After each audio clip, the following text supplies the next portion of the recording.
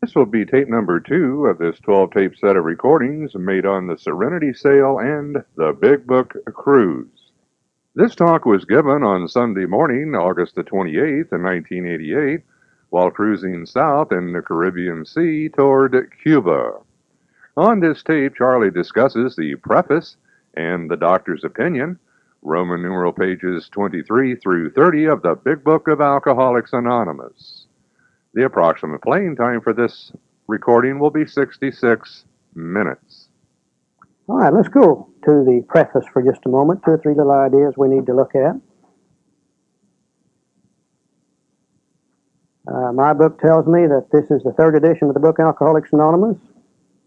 The first edition appeared in April 1939, and in the following 16 years, more than 300,000 copies went into circulation.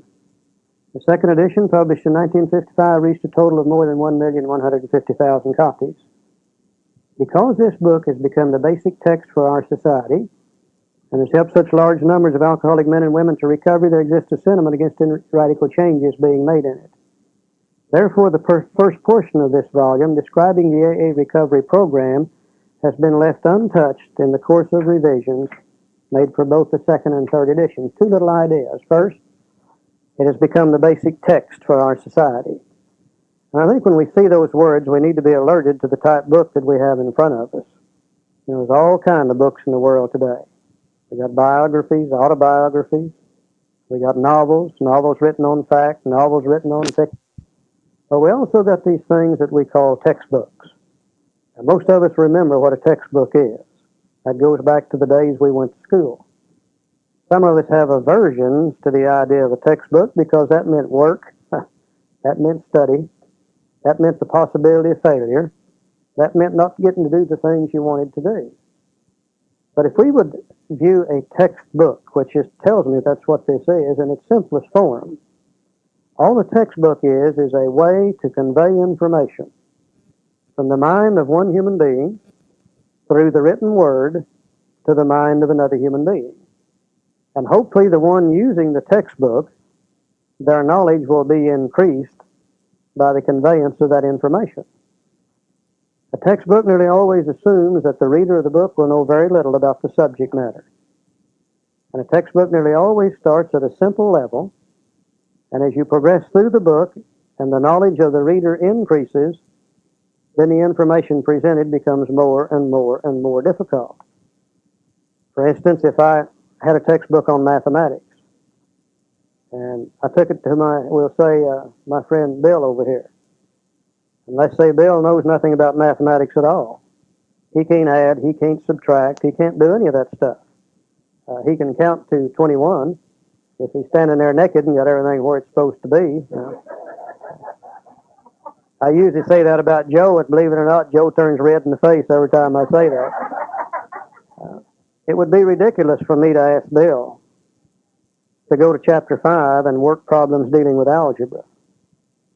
But if I would take him to chapter 1 in that textbook on mathematics, which deals with, we'll say, addition and subtraction, and if he read it and studied and asked questions when he needed to, he could learn how to add and subtract. Then in chapter 2, he could learn how to multiply and divide. And in chapter 3, he could learn about fractions and decimals. And gradually, as he worked his way through the book, he could prepare his mind to receive new information on algebra when he gets to chapter 5. I think one of the greatest mistakes being made in AA today is if a newcomer walks in the door, we hand them the big book, we say, go to chapter 5 and do what it says. And he goes to chapter 5, and it looks just like algebra to him. Step 1 said we admitted we were powerless over alcohol. He said, hell, I'm not powerless over anything. Step 2 says we came to believe that a power greater than ourselves could restore us to sanity. He said, don't tell me I'm crazy. When I'm sober, I'm like everybody else. Well, he doesn't understand what we mean by powerlessness, and he doesn't understand what we mean by insanity. Well, if you're not powerless and you're not insane, then you certainly don't need step 3, a power that we don't understand anyhow. We believe that the Big Book has been written in the same exact sequence of any textbook. And it starts at the beginning to convey certain ideas to us. And it begins to teach us about alcoholism. And then it teaches us about the solution. And then it teaches us about a program of action. And if we'll follow it in that same sequence, then the information implanted in our mind will begin to make sense. From time to time, we're going to look at a little chart. You have them in those handout sheets that you had a while ago. And if we would look at these big book goals, with the first 40 making the decision to write the book and give the same information that they had to learn in the same sequence that they had to learn it, we can begin to see that they had to first find out what the problem really is. Now, you can't solve any problem till you know what the problem is. After you once can see what the problem really is, then you can begin to do something about solving it. And prior to the mid-1930s, everybody thought the problem was weak will, moral character, sin, etc. It's only when Dr. Silkworth came along that we begin to understand what the problem really is. And we're going to find in the big book that in the doctor's opinion and Bill's story, we can see the information presented to us to show us the disease of alcoholism, to convince us that we're powerless over alcohol. And that's really step one. I think we'll find the majority of that information in the doctor's opinion and Bill's story. After we've learned what the problem is, then we can begin to look at a solution to it. And we're going to find that chapter 2, 3, and 4 deals with a solution to the problem, or it deals with power. And it is power working in the mind. As we go through the book, we're going to find out that they can't do anything at all about my physical allergy. They really don't understand allergies, never have. Maybe someday they will. But at the present time, they can do nothing to cure an allergy. So I can't recover in the body, allergy-wise, so therefore I'll have to do the recovering in the mind. And the solution is going to be power working in the mind. Came to believe that a power greater than ourselves could restore us to sanity. So those 3 chapters, 2, 3, and 4, will deal with step 2. Now, if I know that I'm powerless, and if I can see the power, then the obvious next thing is, well, how do you find that power? And we're going to find, starting in chapter 5 and then chapter 6 and 7, what Bill refers to as a practical program of action. And because of the practical program of action, we find the power greater than human power and greater than alcohol, and we can recover from our disease. And I think if we'll begin to look at the big book as a textbook and study it in that layout, the book itself begins to make sense, and also it's presenting the information to the newcomer in the sequence he needs to learn it. Problem, solution, program of action, which is what Bill had to know, Bob had to know, AA number 3 had to know, the first 40 had to know, and then the first 100. So it really is a textbook. Because it's helped such large numbers of alcoholic men and women to recovery, there exists a sentiment against any radical changes being made in it. Therefore, the first portion of this volume describing the AA recovery program has been left untouched. The first 164 pages is the same today as it appeared in this big red book in 1939. The only changes that have been made are those to update numbers. Where here he said 100, then later on he said 1,000, then he said many thousands. Where it refers to the number of AA groups, they've made those changes to update numbers. But the actual recovery program has been left untouched. Now this to me is a miracle within itself. Now, this thing is almost 50 years old now, as far as the big book's concerned. And how probably several million alcoholics could use this program for almost 50 years and not change it is beyond me. You know, we love to change things. And I think every one of us that's ever read this book, we've rewritten it 2 or 3 times, at least in our mind we have. Yet today it remains the same as it used to be, whether I'm reading first edition, second edition, or third edition. Now the major changes have been to the stories in the back of the book. They're there for the newcomer to identify. And as AA changed in 1955, they came out with a second edition. Dropped some stories in the back of the book and added some more in. In 1976, they did the same thing. Probably they're getting pretty close to doing it again today.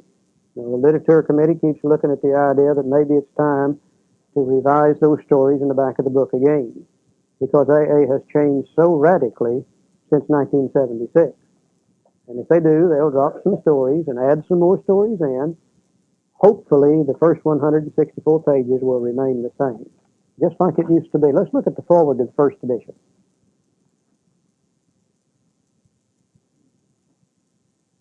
In the foreword to the first edition, it says, "We of Alcoholics Anonymous are more than 100 men and women who have recovered from a seemingly hopeless state of mind and body. To show other alcoholics precisely how we have recovered is the main purpose of this book." And again, two little ideas. First, we're more than 100 men and women. Most books I read have been authored by one individual.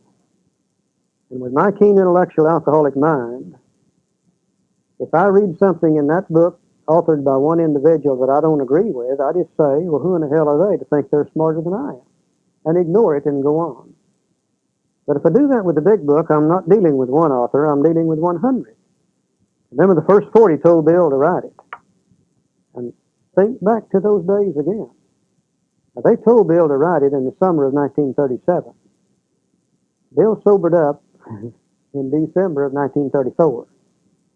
Bill had been sober not very long when this decision was made to write the book. Bill didn't know much about spirituality. About the only thing he really knew was what Henrietta and Ann Smith had read to him out of the Bible. Yet Bill is to sit down and start writing this book. And they said, now, Bill, it's not to be your book, it's to be our book. We want to see those chapters. And for about 2 years, from 37 to 39, most of the meetings going on then were centered around this book and around each chapter as to what we're going to add to, what we're going to delete, what we ought to change. So the book is really authored by first 40, later to become 100 people. And if I argue with it on that basis, I'm arguing with 100, not one. And it's harder for me to argue with 100 people, especially if they have recovered from the same thing that's killing me as practicing alcoholic. I think the other point is to show other alcoholics precisely how we have recovered is the main purpose of the book. Now, we've been around AA long enough to fully know and understand there's only one requirement to be a member of Alcoholics Anonymous, and that's a desire to stop drinking. Now, you can come to an AA meeting, you can stand up in the middle of the meeting and say, I don't like you people at all. Don't like your lousy 12 steps, and can't even drink that stuff you call coffee. But I'm going to be a member of Alcoholics Anonymous because I've got a desire to stop drinking. And nobody can say a thing about that. You don't even have to be sober to be a member of Alcoholics Anonymous. It helps if you are, but you really don't have to be a member of Alcoholics Anonymous. But our book does not deal with membership in the fellowship of Alcoholics Anonymous. Our book deals with recovery from the disease of alcoholism. And the whole purpose of this book is to show other alcoholics precisely how the first 100 recovered from their disease. Then if the newcomer wants to follow that same procedure, then I think he could expect the same result, which is recovery from the disease of alcoholism. Kind of like making a cake. Now, some of you in here are familiar with cakes, I'm sure. And if I go to one of our potluck meetings, and you've made a beautiful strawberry cake there, and that's my favorite. I just love strawberry cake. And I taste it, and the texture's right, the moisture's right, the icing's right. And I say, who made this cake? And you may say, well, I made it. And I'll say, would you tell me how? And you say, sure. And you'll sit down and you'll write out for me a precise set of instructions on how to make that cake. You'll tell me the ingredients to put in it, the quantity of those ingredients, the sequence in which to mix them together, the temperature at which to bake it, and how long to bake it. Now, if I take your directions, which we'll call a recipe, into my kitchen, and if I follow them exactly as you have it laid out, then when that cake comes out of the oven and cools off and I taste it, I think I could expect it to taste exactly like yours. But if I get your recipe in my kitchen and I begin to play with it up here in my head, and I say, no, I don't think it needs 3 eggs, it ought to have 6. Instead of 2 cups of sugar, I'll put 4. Instead of baking it at 375, I'll bake it at 4 1/4. And if I use my mind on it and change and alter your recipe, then when that thing comes out of the oven, I don't think I could expect it to taste exactly like yours. which was my reason for making it in the first place. Now, those that wish to recover from the disease of alcoholism, this book gives a precise, specific, clear-cut set of instructions. You know, these other things that we hear about, you can take what you want, leave what you want, that deals with generalities. These statements that says if you come to AA meetings long enough, you'll be okay, that deals with generalities. Our book does not deal with generalities. It deals with precise, specific, clear-cut, detailed instructions. And by the way, this is the only book that has the instructions in it. We have other books, but none with the instructions except the big book. Okay. Now, let's go to the doctor's opinion and start getting into what the problem really is. Would you do this for me? Are we out? All right. Well, water's fine. Water will be fine. Roman numeral 24. We're going to now start taking a look at this thing that Dr. Silkworth talked about. Prior to Dr. Silkworth's time, nobody had ever really understood this thing called alcoholism. There was a few people back in the last century, the century before, that did refer to it as a disease, but none of them knew what the disease process was. We had one or two refer to it as an allergy, perhaps, but they didn't understand how the allergy really reacted. We've had people throughout the history of humankind trying to decide and put terms on alcoholism. I think the interesting thing is that most of the ideas and most of the terms put on alcoholism were put on it by people who can drink successfully or people who didn't drink at all. You know, they were the ones that used to watch the alcoholic and say, why do they do what they're doing? They're the ones that said, what's wrong with them? They're the ones that said, it is weak will. They're the ones that said it's moral character. They're the ones that said it's sin. I never did hear an alcoholic say any one of those three terms. Now, the alcoholic really didn't care. We just kept on drinking it. But the other people put terms on us. And it's only when Dr. Silkworth began to talk about this stuff in the 1930s that alcoholism began to make sense. Now, alcoholism is not anything new. We find references to it in all kinds of literature. We find references to it in all the books that we have throughout the history. And one of the oldest references is in the Bible. And Joe and I love to look at it. It was written by Solomon. You know, he's credited with writing Proverbs in the Bible. And in chapter 23, verse 29 through 35, Solomon, thousands of years ago, described alcoholism. Let me read to you what he said. He said, who hath woe? Who hath sorrow? Who hath contentions? Who hath babbling? Who hath wounds without cause? Who hath redness of eyes? They that tarry long at the wine. In those days, everybody was a wino. They didn't have the stuff we have today. It was all wine. He said, they that go to seek mixed wine. Look not upon the wine when it's red, when it giveth his color in the cup, when it moveth itself aright. At the last it biteth like a serpent, and stingeth like an adder. Now, surely he knew some of his fellows, because he said, thine eyes shall behold strange women, and thine heart will utter perverse things. Yea, thou shalt be as one who lieth down in the midst of the sea. Very appropriate today. In the midst of the sea, you move around a little bit. Or one who lieth at the top of a tall mast. You know how the mast on a ship will sway back and forth. And he said, thou shalt say, they have stricken me, and I was not sick. They have beaten me, and I felt it not. Yet when I awake, I will seek it yet again. Perfect description of alcoholism. You see, this is real wisdom. And wisdom stays the same throughout the centuries that passed. And Solomon described us, but he didn't have any answer for it. Now, he's the guy that had all the answers in those days. Joe calls him the social worker of his day. Yeah, when they approached him on alcoholism, he described it. But then he said, but I don't understand it. When they wake up in the morning, they turn right around and seek it yet again and do it over and over and over and over. Now, in the 1930s, Dr. Silkworth went to work for this thing called the Towns Hospital in New York City. And I love to see how all this stuff comes together. The only reason Dr. Silkworth went to work for the Towns Hospital is he couldn't find a job. This was during the Depression. He really would like to have started his own clinic, I'm sure. But he didn't have any money. He couldn't get any money. He couldn't do those things. So he decided to go to work at the Towns Hospital to treat this thing called alcoholism. So doctors really don't care much about working with we alcoholics. I don't know of any doctor that goes to medical school to learn how to work with an alcoholic. They tell us that an alcoholic will lie to you.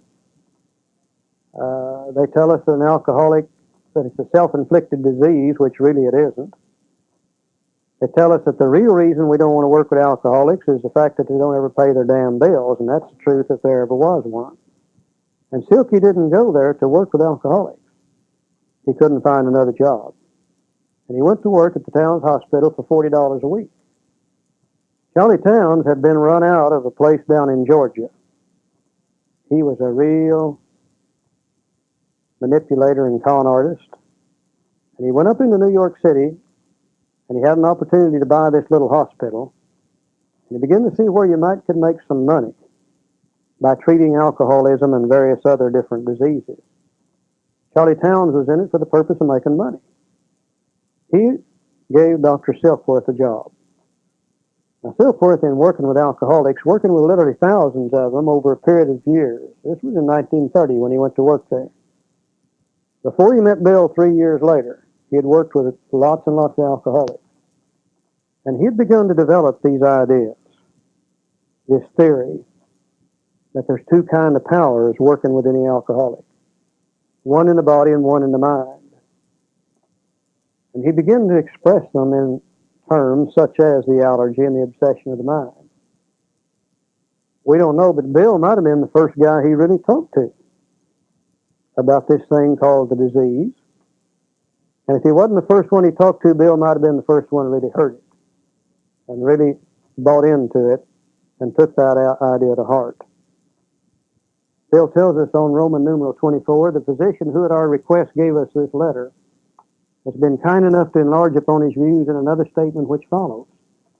In this statement he confirms what we who have suffered alcoholic torture must believe, that the body of the alcoholic is quite as abnormal as his mind. Now this is the first time we can find in written history where there's a reference to the fact that the body is also involved. The body of the alcoholic is quite as abnormal as his mind. Now if you read that very carefully, he's saying, the mind and the body both are abnormal. And that's really true. Our reaction to alcohol physically is different. And the way we think about alcohol is different. Most people do not think about it or react to it like the alcoholic does. So we're really alcoholic in both cases. Abnormal. It did not satisfy us to be told that we could not control our drinking just because we were maladjusted to life, that we were in full flight from reality, or were outright mental defectives. These things were true to some extent, in fact, to a considerable extent with some of us. But we are sure that our bodies were sickened as well. In our belief, any picture of the alcoholic which leaves out this physical factor is incomplete. The doctor's theory that we have an allergy to alcohol interests us. As laymen, our opinion as to its soundness may of course mean little, but as ex-problem rakers we can say that his explanation makes good sense. It explains many things for which we cannot otherwise account. Okay, if we are going to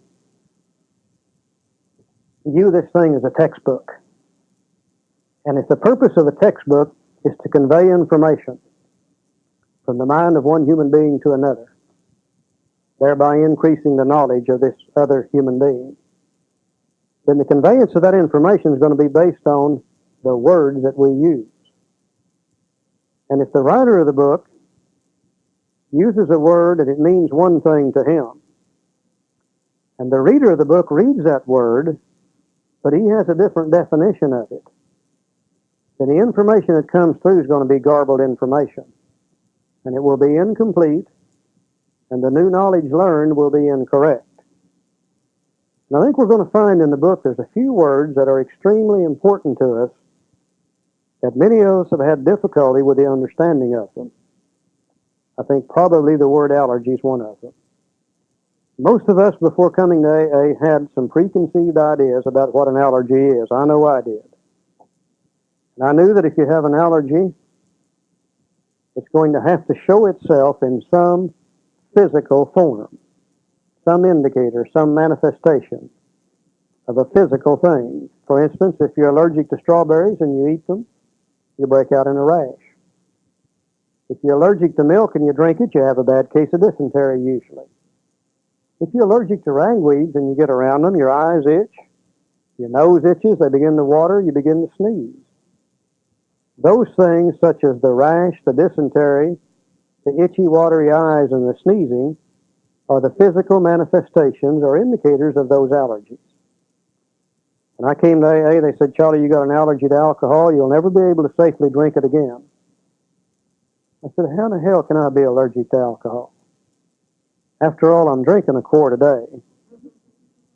Now, how can you drink a quart a day of something you're allergic to? Plus, I said, alcohol doesn't make me break out in a rash. Alcohol doesn't give me a bad case of dysentery.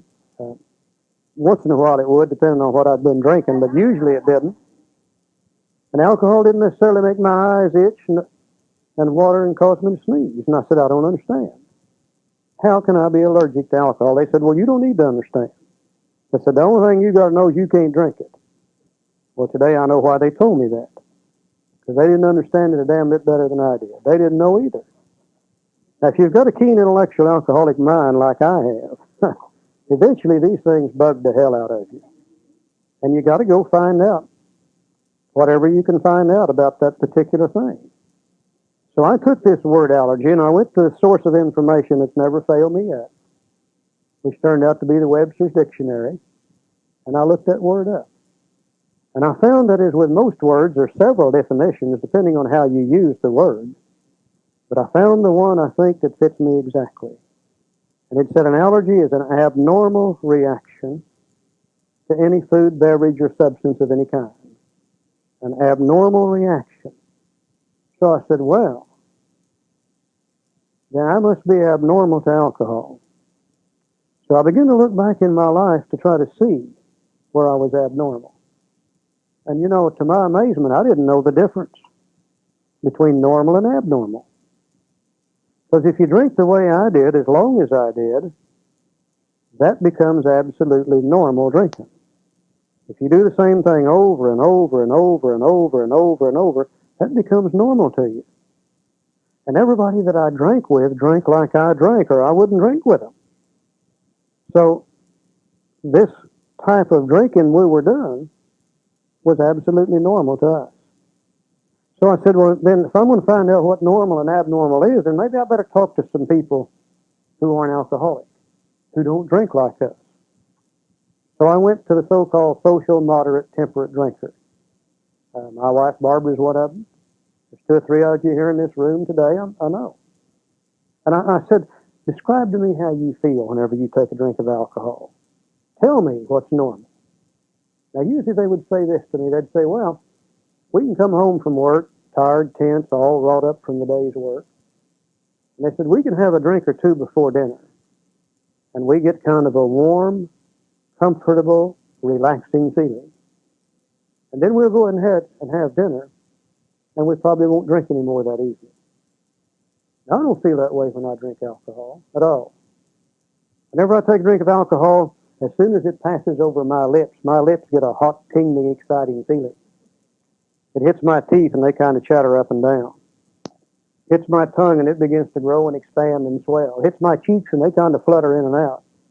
And I can feel it going up through my sinus cavities into my forehead, and I get a feeling in my forehead which is absolutely indescribably wonderful. Now, I haven't even swallowed it yet. I just got it in my mouth.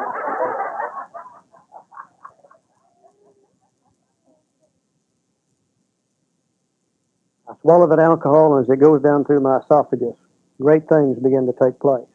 I feel my chest begin to grow and expand and get bigger and bigger. And it hits my stomach, and it just literally explodes like a bomb. And I can feel it racing immediately through my arms, and they get longer and longer. And it hits my fingers and hands, and they begin to tingle and vibrate.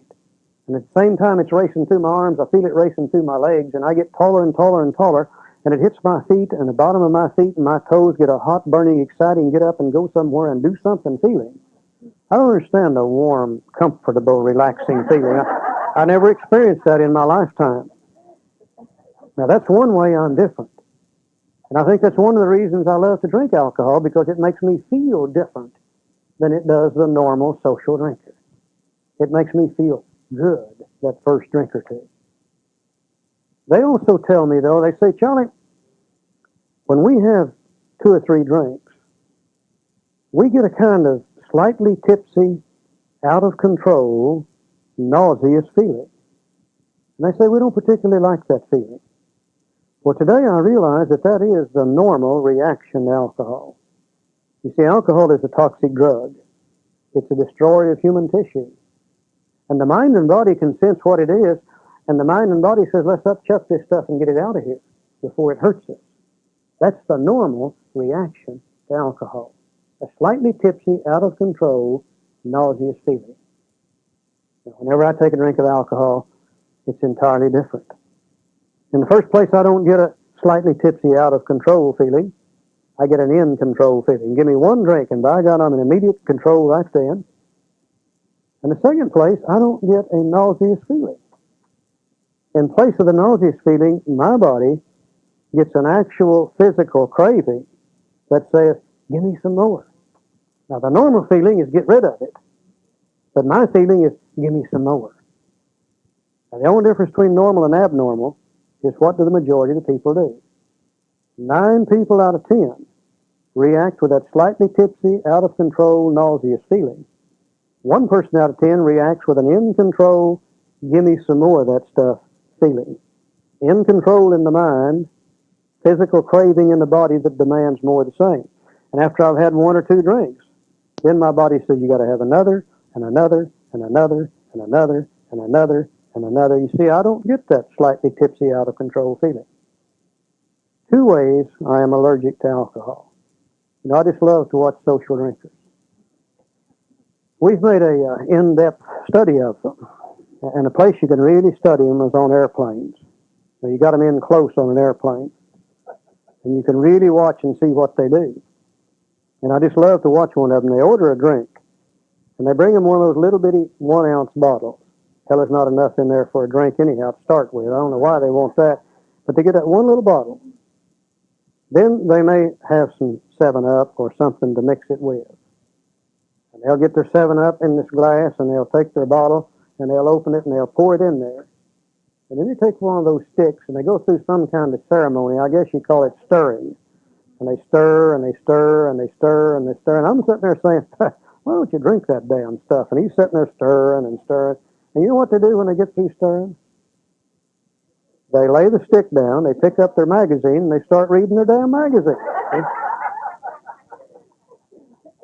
Now, they'll pick that drink up, and they'll take a little sip out of it every once in a while and set it back down again.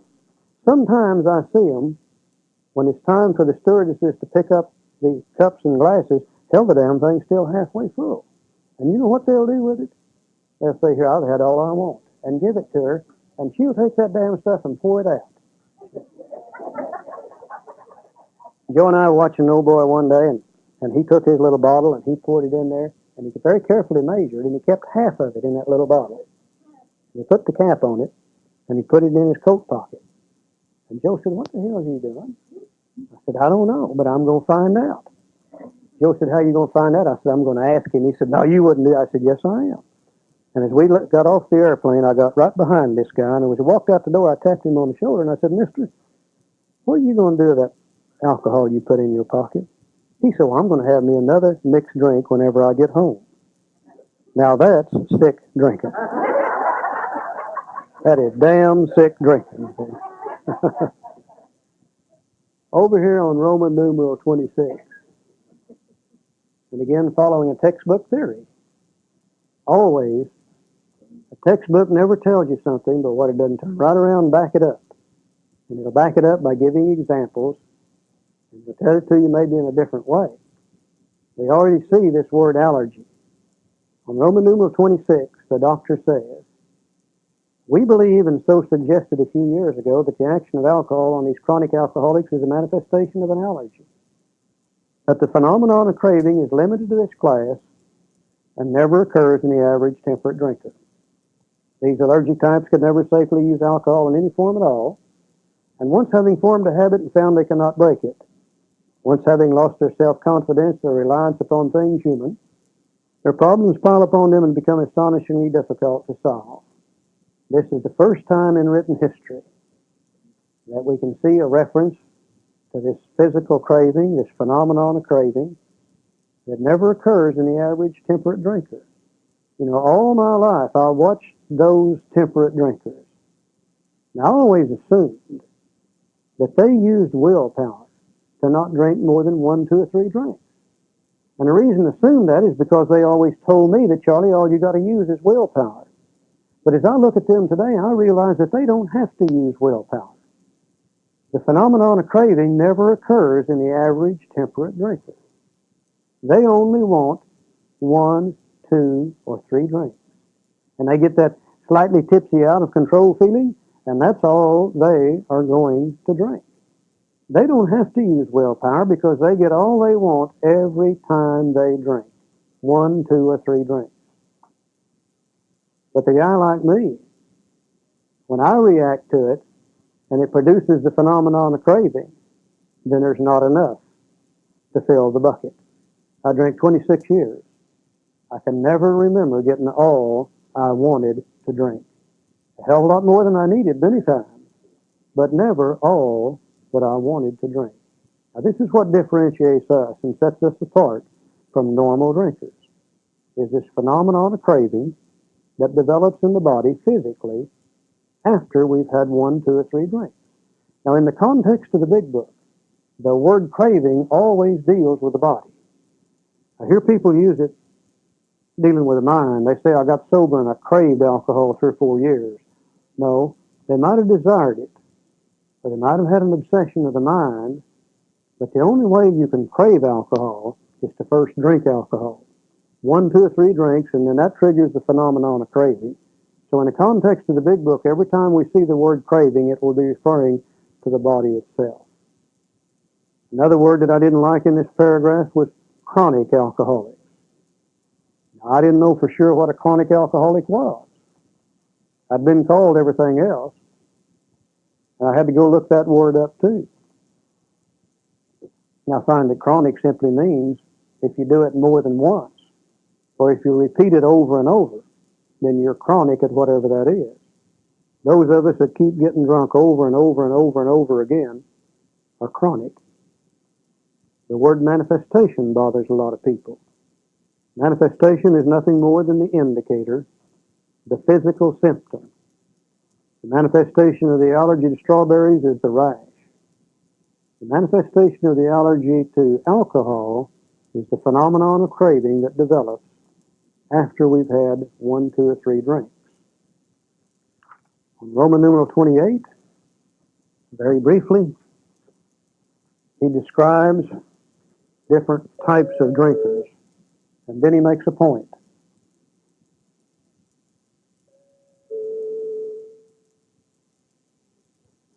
Good morning, ladies and gentlemen. May I have your attention, please? This announcement concerns all lost parents. We have a young man here named Aaron Abramowitz. His parents are obviously lost. He's 7 years old, and he's in cabin 2575. If the parents could promptly find their way to the tour desk located on deck number 4, then their son, who knows where he is, could find their parents who obviously don't know where they are.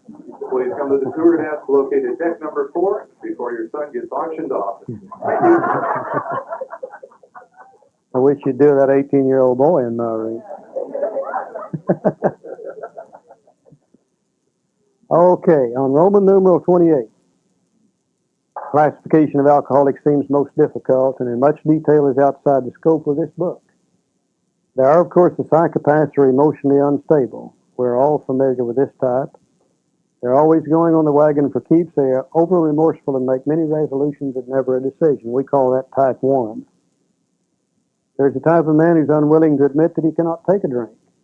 He plans various ways of drinking. He changes his brand or his environment. Type 2. There's a type who always believes that after being entirely free from alcohol for a period of time, he can take a drink without danger. Type 3. There is the manic-depressive type who is perhaps the least understood by his friends, about whom a whole chapter could be written. Type 4. Now, I always thought, though, I was a type 5. Then there are types entirely normal in every respect except any effect alcohol has upon them. They are often able, intelligent, friendly people.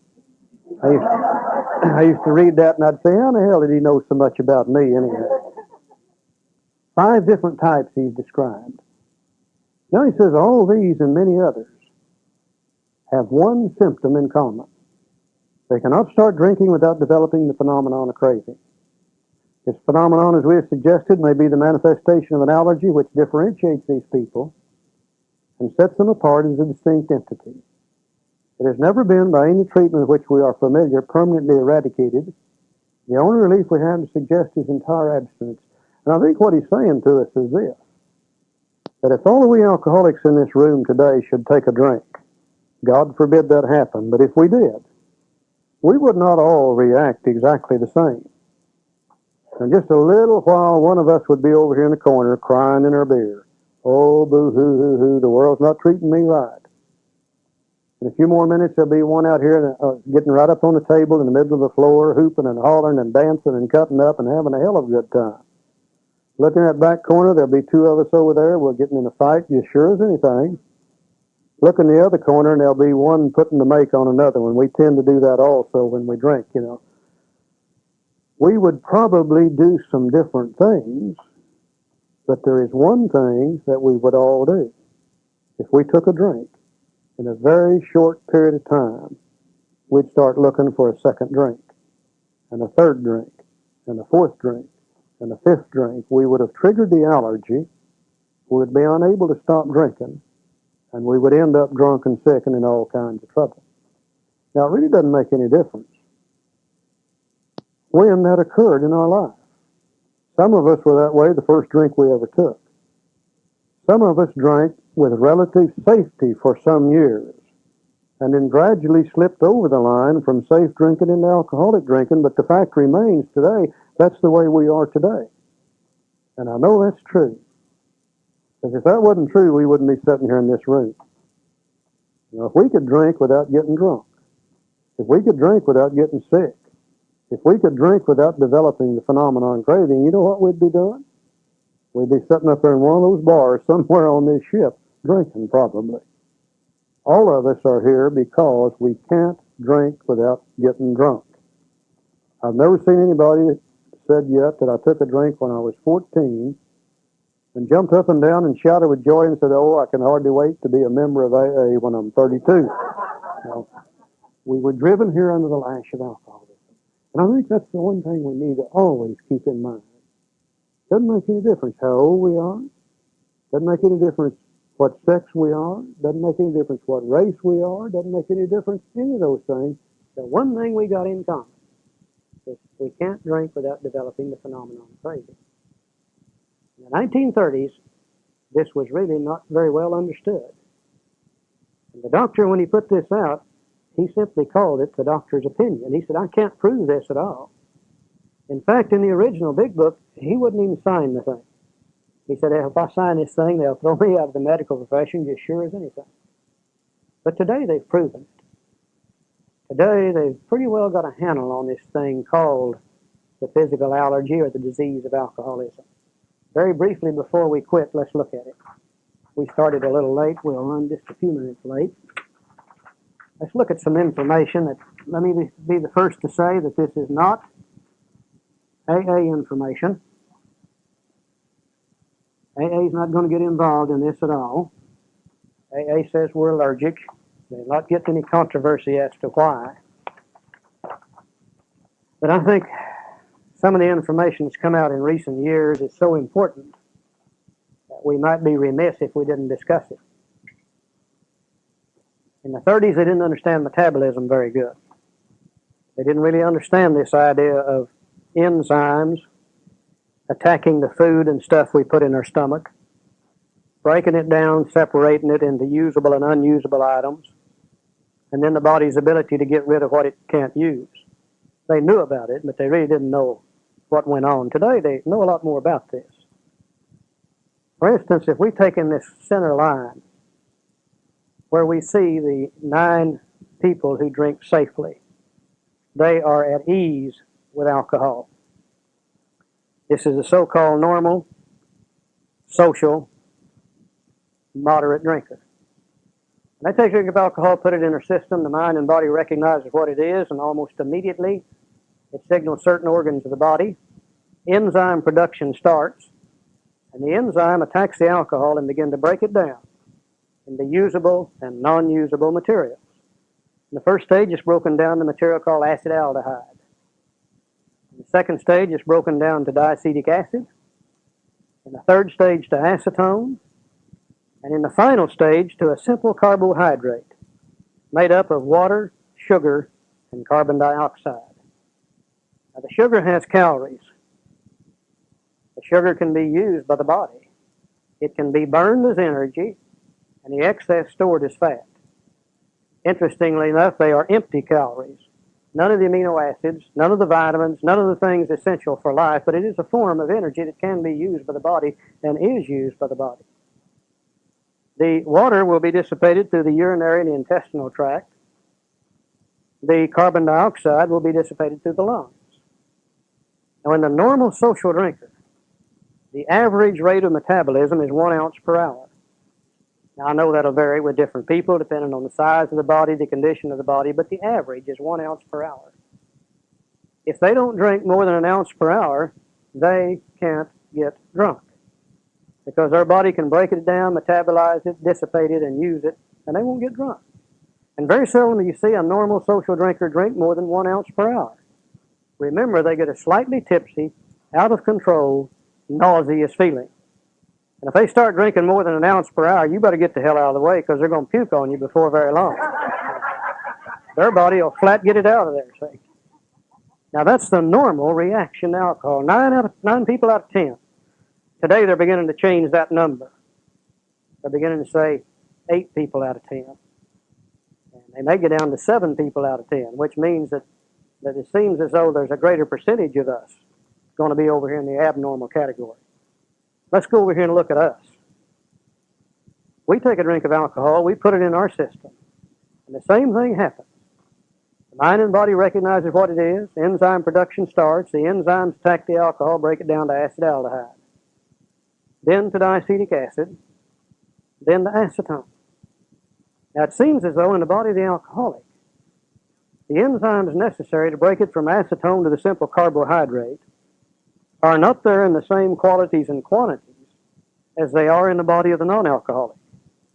Therefore, the breakdown rate from acetone to the simple carbohydrate occurs at a much slower rate of time.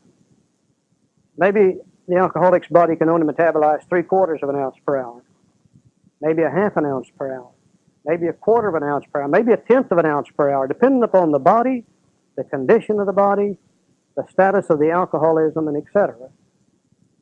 Now, today it has been pretty well proven by the medical profession that acetone ingested into the human body that remains there for an appreciable period of time will produce an actual physical craving for more of the same. In the non-alcoholic, it goes through that stage so rapidly that the craving never occurs. But in the body of the alcoholic, it remains there for a much longer period of time, and before it's metabolized and dissipated, the actual physical craving of the body says, give me another drink of that stuff. Now, for this one over here, it's the vomit. For this one over here, it's give me some more. And that physical craving is so strong that it overcomes the ability of the mind to control the amount we're going to consume. Now, we were just going to take 2 drinks. But by the time we got 2 drinks in there, then that craving takes over, and the body overcomes the mind, and the body said, give me some more. This is abnormal. It only occurs to this 1 person out of 10. Now, as the physical craving takes over, then that one drink leads to another drink, to another drink, to another drink, and then we emerge from that spree restless and irritable and discontented, and we emerge from that spree full of shame, fear, guilt, and remorse.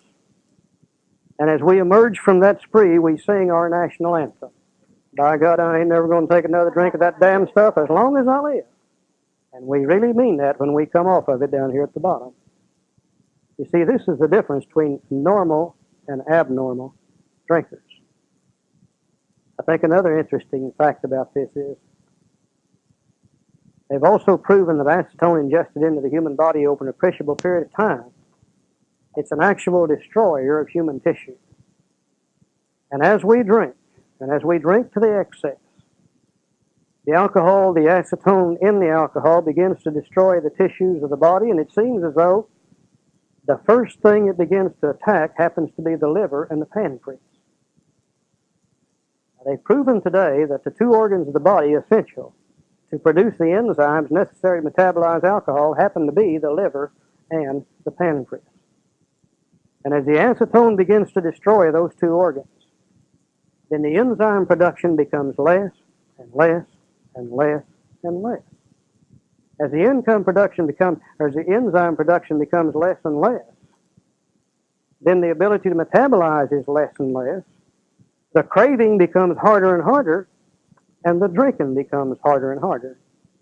You see, not only do we have a disease, but we have what is called a progressive disease. If it stayed the same, maybe we could learn to live with that. But over a period of years, as we drink and the alcohol itself begins to destroy the body, then the drinking becomes harder and harder and harder and harder and harder. We also know that as we grow older, the body begins to shut down on the production of everything. You know, I really wish that wasn't true, but it does happen to be true. And I haven't had a drink in over 18 years, going on 19 years. But if I'd take a drink today, I would not start where I left off 18 years ago. Because as I get older and older and older, the enzyme production necessary to metabolize alcohol becomes less and less and less due to the aging factor. So if I would drink today, my trouble, my phenomenon of craving, my drinking would be much, much worse than it was 18 years ago, even though I haven't had a drink in 18 years. So for two reasons, we are in the grips of a progressive disease. One, destroyer of human tissue. Two, the aging factor. Let's go through one of our little drunks real fast. Let's say that we left home this morning. For you men, you'd understand this, I'm sure. And the wife has been raising hell about mowing the grass in the backyard. The old grass is about knee deep. This morning I tell her, don't bitch about it anymore. I'm going to mow it as soon as I get home tonight. And we get off work and it's hot summertime. And on the way home we get to thinking about mowing that grass. And her mind says, you know, if I had one drink I could mow that grass better. And that's probably the truth. If we had one drink we could probably mow that grass better. And we say, okay, let's stop in the bar and we'll have a drink. So we stop in the bar with the full intention of having one drink only, and then going home and mowing the grass. We're sitting there on the bar stool, guy sitting next to us over here, we're visiting back and forth. And my mind says, Charlie, you need to get up and go home and cut the grass. Now the alcohol's already in my body. The phenomenon of craving is already beginning to develop, and the body says to the mind, let's don't be in too big a hurry. If you had two drinks, you could probably cut the grass better. So the mind says, okay. And the mind orders another drink, the body reaches out and takes it and puts it in the system. Now we got some of the acetone from the first drink there, and now then we've added the acetone from the second drink, and when we do that, the craving becomes harder. The actual craving becomes more and more. And the mind says, I got to get up and go home and cut the grass, and the body said, no, we're not in any hurry, we're going to have one more drink before we go. And the mind says, okay, and we order a third drink, and we put that in our system. We got some of the first, nearly all the second, now we got the acetone from the third drink in the system. And the mind says, I've got to get up and go home and cut the grass. And the body said, forget the damn grass, we'll cut it next week. And we end up at midnight, drunk, sick, and in all kinds of trouble. laying in the parking lot. They've run over us and broke our leg. We vomited all over ourselves. Somebody runs up to us and says, "Can I help you?" And we say, "My God, yes, give me another drink." We never get all we want because of this physical allergy. Very, very simple thing. Anybody got any questions on it? Anybody got any comments on the physical side of our disease?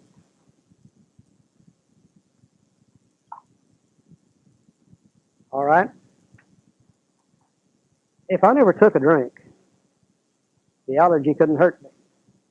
The only way I can crave alcohol is to put alcohol in the system. I have a friend who is allergic to, of all things, fish. Every time he eats fish, his throat swells up and he almost chokes to death. Now, the fact that he's allergic to fish is really beside the point.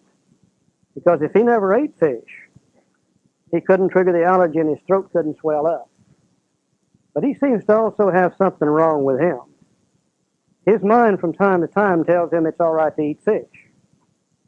And I'll bet you it nearly always starts like this. He says, "I haven't had any fish in 90 days. Surely I could have one piece of fish." Or maybe his mind says, it's those damn cod I've been eating. If I'll just change to halibut, it would be all right. Or maybe his mind says it's them damn people I've been eating fish with. For some reason, his mind tells him it's okay to eat fish. Then he eats the fish. And then the allergy takes over.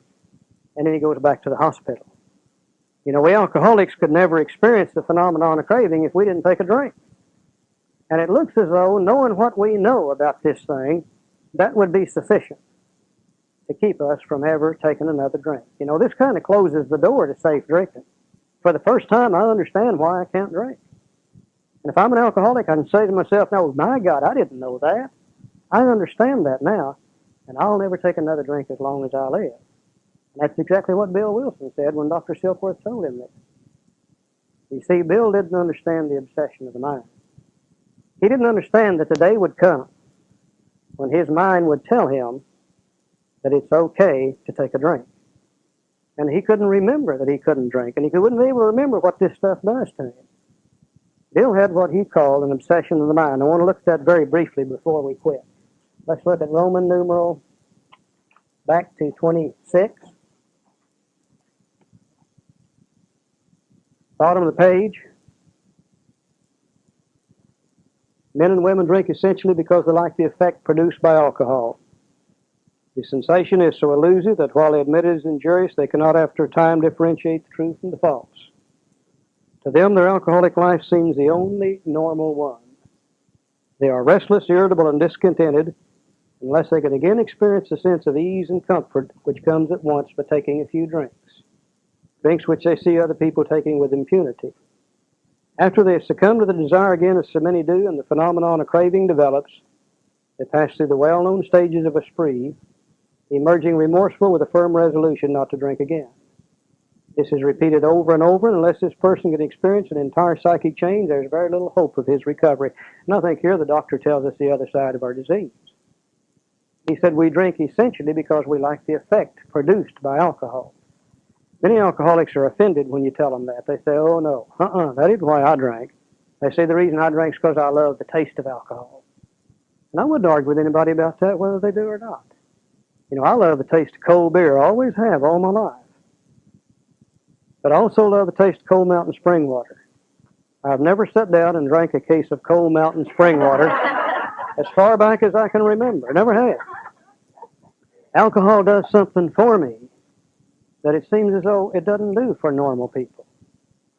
When I was a kid growing up, I was always on the outside of the crowd looking in. Never did feel right. Always knew that whatever I said, whatever I did would be a mistake. People would laugh at me.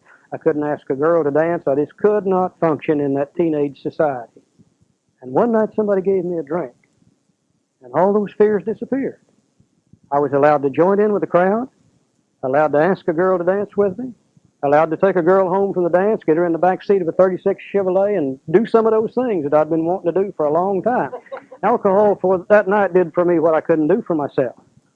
And oh my God, I loved what it did. And I couldn't wait to experience it and see if that would happen to me again. And the next time I drank, it did the same thing. And the next time it did the same thing, and the next time it did the same thing, and my mind became obsessed with the idea of drinking alcohol. I loved that sense of ease and comfort. I loved that freedom from fear and anxiety that you get whenever you took that first one or two drinks of alcohol, and I became obsessed with the idea of drinking. That's what the doctor says. We drink essentially because we like the effect produced by alcohol. Remember the social drinker. They get a slightly tipsy, out of control, nauseous feeling. Hell, they don't get obsessed with the idea of drinking alcohol because that doesn't make them feel the way it makes us feel. He tells us that even though we admit it is injurious to us, and there's times you and I have been able to see in our drinking where alcohol was really creating a problem, he says even though we admit it is injurious to us, we cannot after a time differentiate the true from the false. We really can't see the truth about alcohol. To us, what we're doing is normal.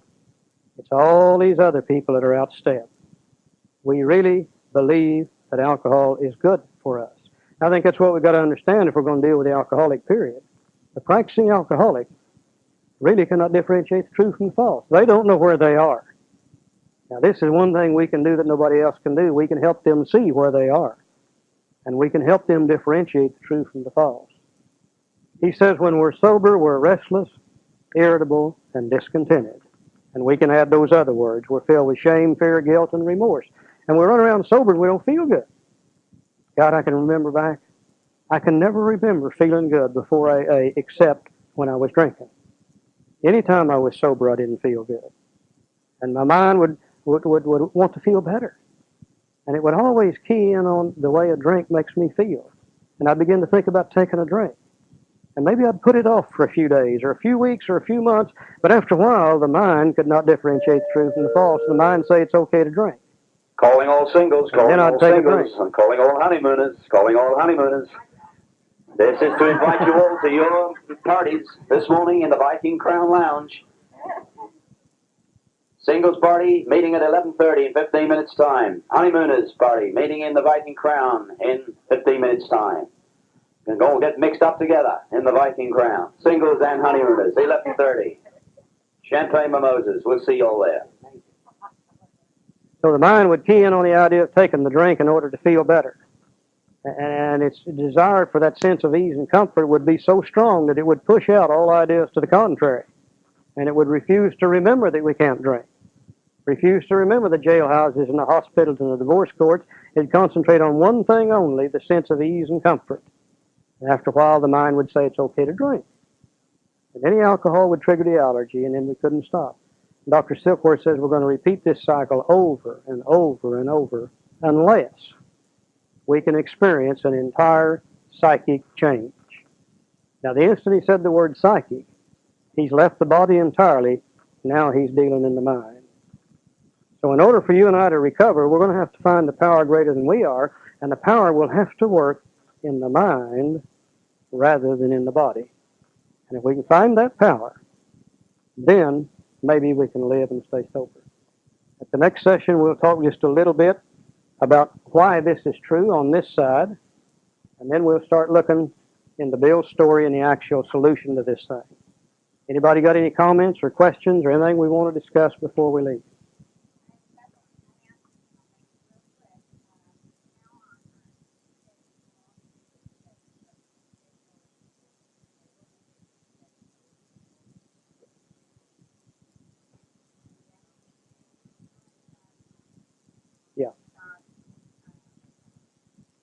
It'll be when we're just boating along through here. So I think it'll work out better that way too. Okay, if there's no comments or questions, let's go ahead and close.